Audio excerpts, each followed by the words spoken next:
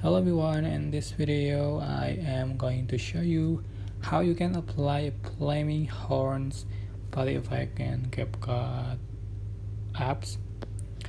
Alright, so tap on your project, select your photo or video you want to edit, and I'm going to open my project, and I already add the effect.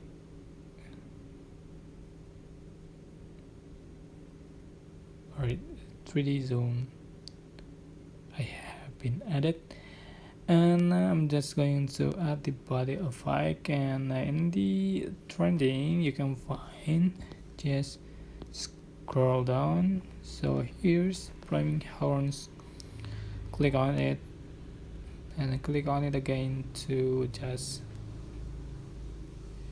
for color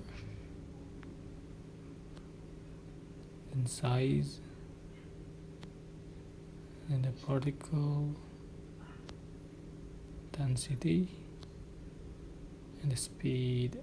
Just click check smart after done. So this is the final effect you have on your video. Yeah, but this is a pro effect, so you have to join pro first to be able to use this effect.